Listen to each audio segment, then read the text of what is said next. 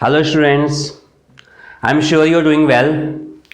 तो आज के लेक्चर में हम लोग बात करने वाले हैं अल्कोहल, फिनॉल्स और ईथर के चैप्टर्स में हम लोग बात करने वाले हैं why phenols is more acidic than alcohol. अगर हम लोग अल्कोहल्स और फिनॉल की बात करें तो फिनॉल्स बहुत ज़्यादा एसिडिक होता है। आपने डे टू डे लाइफ में सुना होगा कि अल्कोहल पीने के बाद कोई मरता नहीं है, अगर पीने वाला अल्कोहल हुआ तो, ठीक है।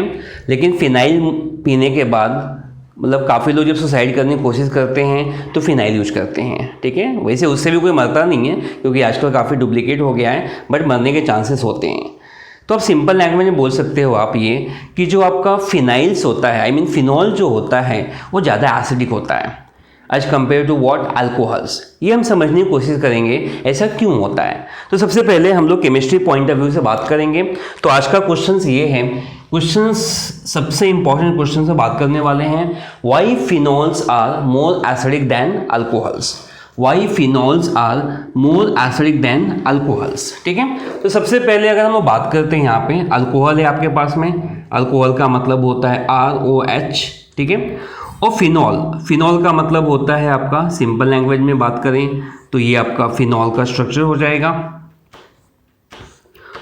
फिनॉल्स की बात करें तो आपका ये हो जाएगा फिनॉल, ठीक है। तो अल्कोहल और फिनॉल देखा गया है एक्वस मीडियम में। याद रखना माय डियर स्टूडेंट्स, कंपल्सरी यहाँ पे क्या होगा, एक्वस मीडियम, मतलब यहाँ पे वाटर होगा, ठीक है।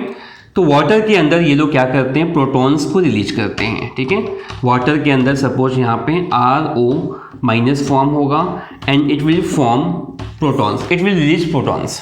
Same thing will happen here, ठीक है। यहाँ पर भी क्या होगा, it will form something like oxides.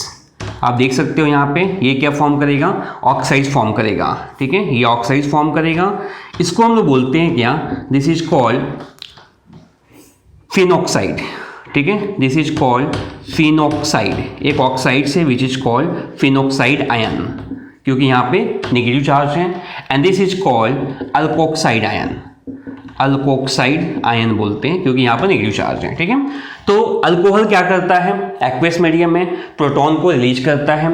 Phenol क्या करता है, एक्वस मीडियम में ये भी क्या करता है, प्रोटॉन्स को रिलीज करता है, ठीक है, प्रोटॉन्स को रिलीज करता है।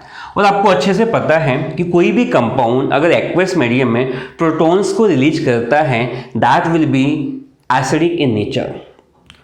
तो दोनों बात यहाँ पे क्लियर हो गई आपको। यहाँ पे अल्कोहल्स की बात करें, यहाँ पे अगर मैं अल्कोहल्स की बात करता हूँ या फिर मैं फिनॉल्स की बात करता हूँ, दोनों क्या करते हैं, वाटर के अंदर H+ आयंस को रिलीज करते हैं। और H+ आयन रिलीज होने की वजह से यहाँ पे क्या होगा, both will be what, acidic in nature. या फिर आपने रिएक्शंस किया होगा अल्कोहल और फिनॉल का, अल्कोहल और फिनॉल का जब किसी रिएक्टिव मेटल के साथ में रिएक्शंस होता है, रिएक्टिव मेटल्स का मतलब है सोडियम, पोटेशियम, एल्युमिनियम के साथ में रिएक्शंस होता है, तो ये देखा गया है कि उस रिएक्शंस में भी H+ आयन रिलीज होता है। और H आयंस प्लस रिलीज होने की वजह से we can say that alcohols and phenols both behave as a acidic nature. दोनों का जो नेचर होता है वो एसिडिक होता है, ठीक है। तो ये तो समझ में आ गया कि एसिडिक क्यों होता है, किस वजह से एसिडिक होता है। बट हमारा क्वेश्चन ये है कि why phenols are most acidic than alcohols. जो फिनॉल होता है, फिनॉल क्या होता है, मोस्ट एसिडिक होता है। अभी फिनॉल मोस्ट एसिडिक क्यों होता है एज कंपेयर टू अल्कोहल, यही टॉपिक अपने को आज के लेक्चर में समझना है। तो माय डियर स्टूडेंट्स, अगर मैं बात करूं फिनॉक्साइड आयन का, ठीक है, तो आपको पता है कि हमारे नेचर में जो भी काम हुआ करता है, जो भी काम होता है वो क्यों होता है कोई काम, because they want to become like a stable, ठीक है। कोई भी इंसान, जैसे आप लोग स्टडी करते हो, पढ़ाई करते हो, क्यों पढ़ाई करते हो, क्योंकि आपको अपने लाइफ में स्टेबल होना है। नेचर में कोई भी काम होता है वो स्टेबल होता है। कोई चीज़ ऊपर से नीचे गिरती है, क्यों ऐसा होता है, because they want to be stabilize, उसको स्टेबल होना है। तो नेचर में जो ऑटोमेटिक प्रोसेस होता है वो स्टेबल होने के हिसाब से होता है, ठीक है। तो अगर हम देखा जाए यहाँ पे ये H आयंस क्यों रिलीज करते हैं, क्योंकि इनको स्टेबल होना है, ठीक है। तो इसकी जो स्टेबिलिटी है, आपको बता दूं कि केमिस्ट्री के फील्ड में स्टेबिलिटी को डिसाइड करते हैं by using what, resonating structure. अगर आपको मालूम, अगर मान लो कि दो कंपाउंड्स को दे दिया, how you will decide which compound will be most stable as compare to other one. कैसे मालूम पड़ेगा? तो यहाँ पे देखेंगे तो जो मॉलिक्यूल्स, आप रेजोनेटिंग स्ट्रक्चर लिखोगे, जो मॉलिक्यूल ज़्यादा रेजोनेटिंग स्ट्रक्चर देगा वो ज़्यादा स्टेबल होता है, जो कम रेजोनेटिंग स्ट्रक्चर देगा उसकी स्टेबिलिटी कम होती है, ठीक है। तो अगर हम लोग बात करते हैं फिनोक्साइड आयन का, तो फिनोक्साइड आयन का यहाँ पे क्या होता है, रेजोनेटिंग स्ट्रक्चर होता है। ये जो इलेक्ट्रॉन्स है सभी जगह पे घूमता है, ठीक है। तो इसकी जो स्टेबलाइज होता है, दिस विल बी स्टेबलाइज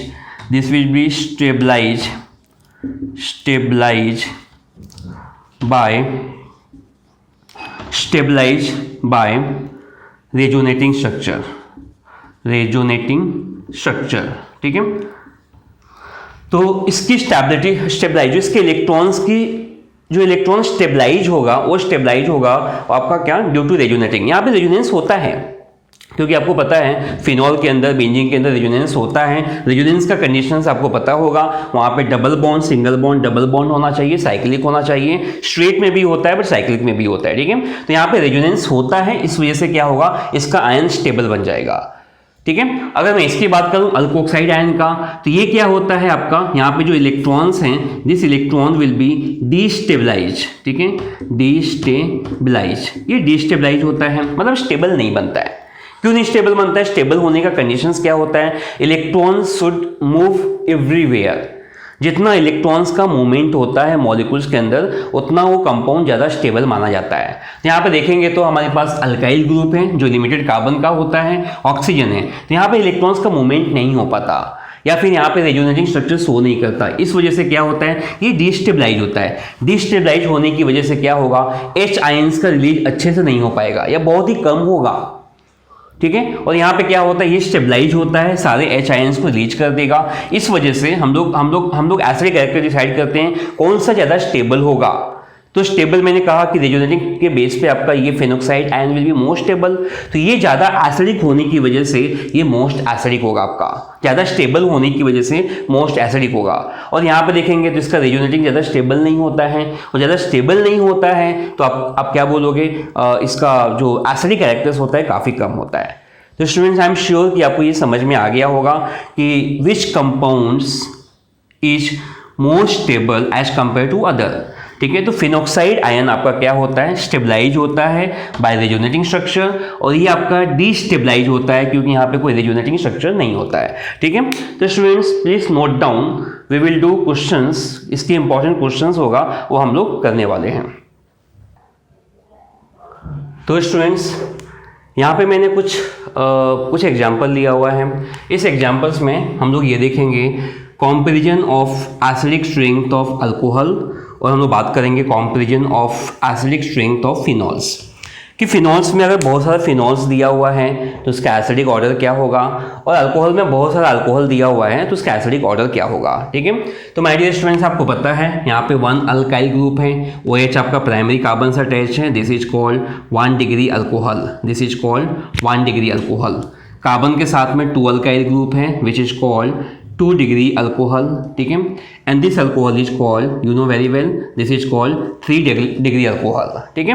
तो अगर हम लोग प्राइमरी, सेकेंडरी और टर्शियरी अल्कोहल को कंपेयर करें कि कौन सा ज़्यादा एसिडिक होगा, हमने अभी थोड़ी देर पहले देखा था कि अल्कोहल फिनॉल दोनों एसिडिक होते हैं, बट अगर सपोज सारे अल्कोहल्स में, सारे एलिफेटिक अल्कोहल्स में अगर बात करूं तो कौन सा ज़्यादा होगा वो अपने को सोचना है, ठीक है। तो ज़्यादा एसिडिक या कम एसिडिक डिसाइड होता है कि कोई भी कंपाउंड H आयन कितना जल्दी रिलीज करता है। कोई कंपाउंड अगर H आयन जल्दी रिलीज करेगा तो वो ज़्यादा एसिडिक होगा, ठीक है, वो जल्दी स्टेबलाइज होगा और ज़्यादा एसिडिक होगा, ठीक है।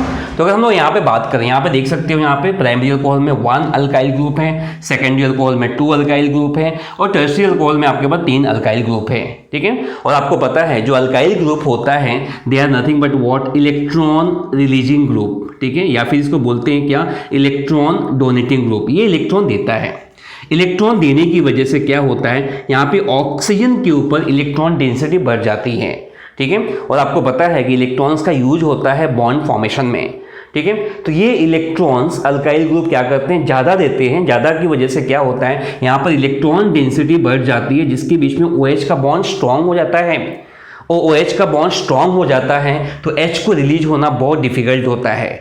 इस केस में इसका जो एसिडिक कैरेक्टर्स होगा काफ़ी कम हो जाएगा, ठीक है, क्योंकि यहाँ पे 3 अल्काइल ग्रुप है तो इसका एसिडिक कैरेक्टर्स क्या होगा, काफ़ी कम हो जाएगा, ठीक है। यहाँ पे 2 अल्काइल ग्रुप हैं फिर भी एसिडिक कैरेक्टर्स थोड़ा इसके कंपेयर में क्या होगा, ज़्यादा होगा। अगर मैं बात करूँ यहाँ पे प्राइमरी अल्कोहल में, इसका एसिडिक कैरेक्टर्स क्या होगा, सबसे ज़्यादा होगा, ठीक है। तो माय डियर स्टूडेंट्स ध्यान दीजिए इस बात को, ठीक है, बहुत इंपॉर्टेंट है। हमारे पास अगर अल्कोहल है, प्राइमरी है, सेकेंडरी है, टर्सरी है, तीनों में कंपेयर करना है तो आप क्या याद रखोगे यहाँ पे कि प्राइमरी में एसिडिक कैरेक्टर्स क्या होता है, ज़्यादा होता है। ज़्यादा क्यों होता है, क्योंकि यहाँ पे H को रिलीज करना बहुत ईजी होता है। बट टर्सरी के केस में देखोगे तो क्या होता है, यहाँ पे H को रिलीज करना बहुत मुश्किल होता है और बहुत मुश्किल होने की वजह से क्या होता है, यहाँ पर एसिडिक कैरेक्टर्स काफ़ी कम हो जाता है। मुश्किल क्यों होता है, क्योंकि यहाँ पे देखोगे तो अल्काइल ग्रुप है और ये अल्काइल ग्रुप क्या करता है, इलेक्ट्रॉन डोनेट करने का काम करता है या इलेक्ट्रॉन रिलीज करने का काम होता है, ठीक है। तो आपको एक बात यहाँ पे याद रखना है एज अ फार्मूला कि electron releasing group is inversely proportional to what, acidity, ठीक है। कोई भी कंपाउंड कितना एसिडिक कैरेक्टर शो करता है, ठीक है, वो डिपेंड्स करता है किस पे, इलेक्ट्रॉन रिलीजिंग ग्रुप पे। इलेक्ट्रॉन रिलीजिंग ग्रुप या इलेक्ट्रॉन डोनेटिंग ग्रुप ज़्यादा है तो कंपाउंड का एसिडिक कैरेक्टर्स क्या होगा, कम होगा, ठीक है। अब यहाँ पे देखते हैं फिनॉल के अंदर, आपको पता है फिनॉल भी क्या होता है, एसिडिक होता है, ठीक है।